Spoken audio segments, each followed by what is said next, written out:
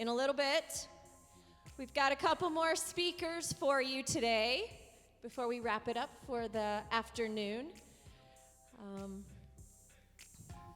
Got a few more people trickling in. All right. I know we're all getting tired, but let me encourage you to really be focused on what our next few speakers have to talk about. This t212 is a little bit different. It should be really challenging you intellectually. And I know sometimes that can be challenging to, not that you guys aren't smart. You guys are extremely intelligent. But it's sometimes hard to focus for a while, really think about what a speaker might be saying to you. So let me encourage you to not shut your eyes, but to remain focused on what our speakers have to give you. It is my honor to introduce to you our next speaker for our LCA Talks. You've seen him around quite a lot. Some of you know him really well. He's really committed, dedicated to the mission of CLC and to you guys. So please help me welcome Rob George. Thank you. All right, hey guys, I have a little bit of time. I'm not going to speak for long today. I'm literally just going to speak for just a moment. But I want to talk about an issue that honestly is one of the biggest hurdles for the church, for Christians, for non-Christians, massively. And it's the idea of hypocrisy. How many guys know what it means to be a hypocrite? Raise your hands if you know what it means to be a hypocrite. Does anybody here know any hypocrites? Raise your hands. Okay, good. If you're not raising your hand, you probably are. But I'm just kidding. I'm not. But here's the deal. I have a story when I was younger. Because, see, here's the thing. I was raised in a few different belief backgrounds. I was raised Catholic early on as a child. Don't really have any connection to that background, to that religious background. Then later on, I was actually taken to church at a different time of my life. But I went through a huge period of time in my life during my teenage years where I had no belief in God. Didn't believe in God at all. I actually would have considered myself more of an atheist than anything else. And that was purely because of the fact that I believed that Christians were hypocrites. I thought that Christians were hypocrites. And that came from a particular example in my life. Whenever I was about 10 years old, I was going to church with my grandmother. And I'd go every Sunday. I'd go every Tuesday. I'd go every Wednesday. We'd do Friday night potlucks. We'd do occasional Saturday events, and then back on Sunday again. We were at church like 5 days a week, but that's how we did church at my grandma's church when I was younger. We went to that church, and I actually was in a really small town named Waltonville, Illinois. Really small town. My graduating class from my high school was 27 people in my graduating class. My sister's graduating class was 13 people. 13 people was all in her class. Very small town called Waltonville, Illinois, in the country in southern Illinois. I ended up coming out to Utah because I was in the Air Force. I was military. And I was raised in that small town, and you knew everybody. So we knew the pastor of our church very well. We knew his kids. His kids were literally in my class. His son Jonathan was in my class. And Jonathan was a weird kid. Jonathan was very strange. He was really into wrestling. And I'm talking like, WWF wrestling kind of stuff. Like he really liked Shawn Michaels and stuff like that. Like he was really super into wrestling. And keep in mind, this was like whenever I was about that age and was in school. Anybody ever heard the song by Vanilla Ice, Ice Ice Baby? Anybody ever heard that song before? Yeah, that song was like incredibly popular at this age. And you might look back and go, how could that have ever been popular? Seriously, everybody sang that song. Everybody was saying the lyrics to it all the time. And this kid was no different. He was worse than anybody. He'd walk around singing the song all day. Jonathan was a little weird. Jonathan had kind of little tics about him. Like he would kind of move his head a little differently. Just a little different. And Jonathan and his brother, his younger brother Jacob, were always fighting. always fighting. I mean, every time I saw them, whether it be at church, school, or whatever, they were constantly in battle. And we're talking, because they loved wrestling so much, they would wrestle, and they would like bruise each other. They would like, how many of you guys have brothers and sisters?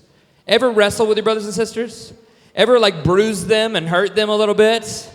Okay, sometimes that might happen. Well, this particular kid, they would bruise each other big time. And so it wasn't uncommon for Jonathan and Jacob to come to school with bruises all over. And many times we'd be like, man, you are beat up.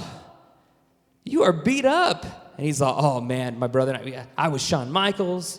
He was so-and-so. And they would talk about when we were kids, and that's what he joked about, and that's what he talked about. Well, one day I was in class, and Jonathan is in his seat. And I was about 10, 11 years old. Jonathan's in his seat, and Jonathan falls out of his seat at school. Falls right out of his seat and begins to have a seizure.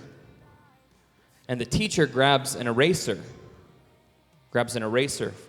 and shoves the eraser in his mouth because he was so clamped down on his jaw that he was like foaming in the mouth, and she was trying to make sure that he did, because some seizures are so powerful that you literally are clenching with such a tightness that it could break your jaw, it could mess your teeth up. And so she shoves this eraser in his mouth so that he doesn't bite his own tongue off.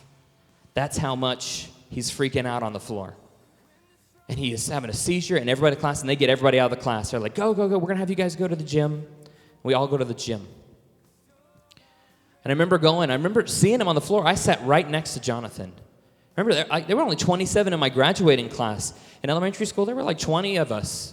Everybody knew everybody. I knew their dad and everything. I can remember thinking as a kid, as going to church when I was really young, I was thinking, gosh, man, pastor must be really worried about Jonathan. So we left the classroom. He ends up being taken off in a stretcher. We end up finding out about a week or so later, Jonathan hasn't come back to school yet. But the Child Protective Services has been visiting his family's home. His family is my pastor. His mother is my pastor's wife. And Child Protective Services is visiting because they believe that there is something going on where the kids are being hit.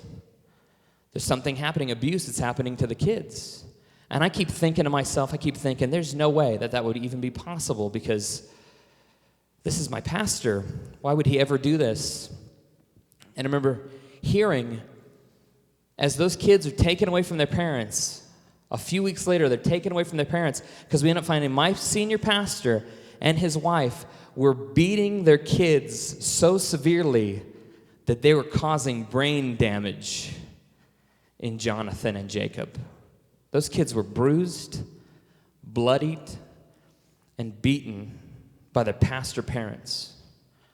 And this is a pastor that would get up there every week and tell me about how I'm supposed to live for God and do all these things. And I remember thinking as a teenager, as I was growing up, I carried that with me for years. I'm not telling you that all pastors are hypocrites. We're not. I'm telling you all people are subject to being a hypocrite at any given time. Not just pastors. All people are subject to it. How many of you guys have ever said that you'll live a certain way or you do a certain thing and then something happens and you do the opposite of it? Raise your hand if you've ever been there before. Many of us fall into that trap. Now, I'm not making an excuse for that person, but here's the thing. I carried that with me. I'm talking to you about dealing with hypocrisy, and I'm just really quickly, I only got another minute or two. Here's the deal, though. I watched that kid go through that pain, and I carried that for years. Like, I'm angry. And as a child, as a teenager, I was angry with God, as if this was God's idea, as if God was like, hey, my plan for you is to beat your children and do this, and Rob, I want you to see all of this, as if that was God's plan. But in no way is that God's plan. See, as I would grow up and mature, I would learn that none of this was God's plan, but that every single one of us are flawed within ourselves. We're all messed up. We all have our mistakes. Anybody here ever made a mistake before? Raise your hands. Come on, you're not raising your hands, you're not paying attention to me. Anybody here ever made a mistake before? Raise your hands. We've all made mistakes. We've all fallen short. We've all messed up. And see, I carried that with me for years. I was angry at that pastor, and I was blaming God. But as I grew up, I learned that it wasn't so much God. Because see, as I've grown up in ministry and been a pastor now for about 15, 16 years working in ministry, one thing I've learned is that I'm rarely angry with God, if ever angry with God. But I'm often angry at his people and at other people. Because people make mistakes. People can be hypocritical at times. But that isn't necessarily a reflection of who God is. I read this when I was going through that time that I wanted to share with you today. It was a quote actually by Josh McDowell, and it said, Christianity doesn't stand or fall on the way Christians have acted throughout history or are acting today. Christianity stands and falls on the person of Jesus, and Jesus was not a hypocrite. See, it doesn't stand. See, if your faith is based on me as your pastor and I fail, then you're going to potentially fail because you've based it on me. This is why I spend so much time in ministry talking to people about do not put your faith in people as your person, but put your faith in Jesus. Jesus must be the center. And so this is what I deal with when teaching about hypocrisy, because I don't want that to be an excuse, because for years I've spoken to my father, and my father would tell me all the time. I'd say, Dad, why don't you go to church? Dad, why aren't you involved in these things? And he's all, well, because the church is full of hypocrites. And I was all, okay, so because a place has hypocrites in it that will keep you from receiving the blessing or what you need. And he's all, you think of it however you want to, but that's how I feel. And I was like, okay, does it keep you, does Walmart not have hypocrites in it? And he's all, I don't know what that has to do with the church or anything. I was like, does Walmart have hypocrites in it? And he'd be like, well, of course Walmart probably has hypocrites. There's hypocrites everywhere. And I was all, that's my point. You go to the store to receive what you need to get what you need, but you don't let the fact that there are sometimes messed up people keep you from going to those places. Here's the thing. We need God. We need those things. There will always be hypocritical people who choose to speak one way about their life, but then sometimes live another. But if your trust is in Jesus above all, and not just those people, it doesn't mean that you can't love people. It doesn't mean that you can't have a certain amount of trust in them.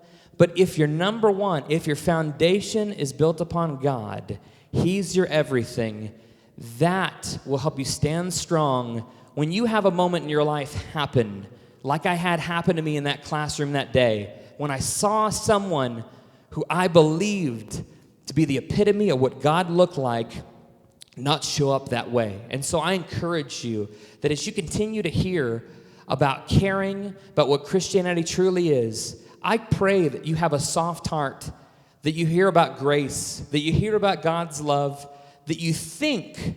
I didn't quote any extra scripture or anything else to you today because I'm speaking to you from a real world, just purely real world point of view, that sometimes you're going to face tough people. And like Jesus offered us, you need to be able to offer grace to them as well. Thank you so much for your time.